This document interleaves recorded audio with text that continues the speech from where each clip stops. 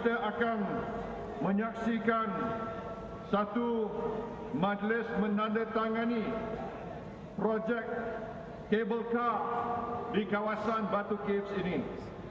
Projek ini akan siap pada tahun 2012 dan akan meliputi jarak jauh sebanyak 250 meter panjangnya.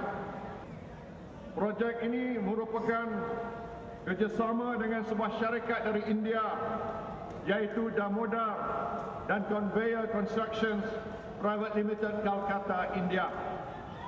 Projek ini apabila siap nanti akan memudahkan mereka yang kurang berupaya, mereka yang daripada golongan warga emas, mereka yang ada masalah kesihatan untuk sampai ke atas.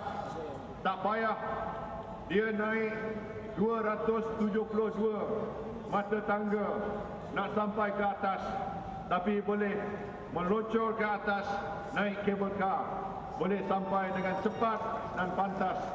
Ini satu tarikan kepada Batu Caves dan saya percaya ramai pelancong-pelancong juga akan mengunjungi Batu Caves apabila ada kabel kar ini. Gagasan Satu Malaysia saya perkenalkan bukanlah sebagai satu slogan, bukanlah sebagai political rhetoric, tetapi kita amat percaya bahawa masa depan negara Malaysia akan hanya berjaya dan segala-gala apa yang kita nak perjuangkan seperti wawasan kita untuk jadikan Malaysia sebagai sebuah negara maju, negara berpendapatan tinggi, akan hanya berjaya kalau bersandarkan kepada ikatan antara semua kaum dalam negara kita. Kalau semua kaum mempunyai one dream, one people, one nation, one Malaysia, pada masa itu kita akan dapat menterjemahkan visi ini sebagai satu realiti. If we are able to celebrate our diversity, we have reached the ultimate in terms of accepting diversity as a source of strength for our nation. Kerajaan percaya bahawa kita mesti melaksanakan dasar-dasar yang adil dan saksama kepada semua kaum. We must be fair to all ethnic communities in this country. Sebab itulah saya bekerjasama erat dengan pimpinan MIC dulu dan sekarang. Datuk Seri Samir Velu ada bersama-sama kita dan dia telah memberi banyak sumbangan dan budi kepada masyarakat kaum India selama 33 tahun. Kita ucap terima kasih pada Datuk Seri Samir Velu.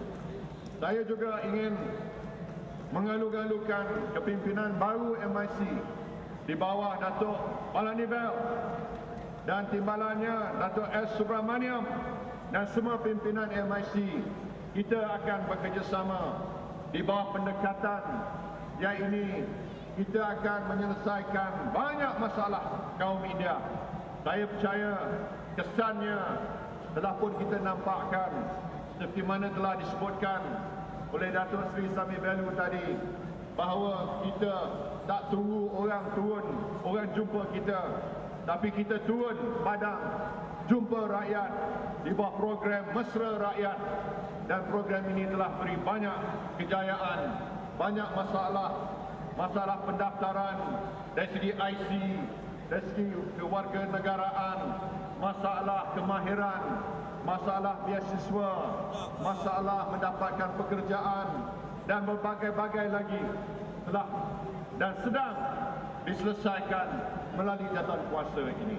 Jadi tuan-tuan dan puan-puan, percayalah ini dah merupakan kerjasama yang sangat baik dan inilah sebabnya kita perlu memberi kepercayaan dan Malaysia akan menjadi sebuah negara yang maju dan berjaya kalau kita mempunyai kerajaan yang kuat dan stabil, Hanya kerajaan yang kuat dan stabil saja boleh menentukan masa depan negara Malaysia kita yang tercinta.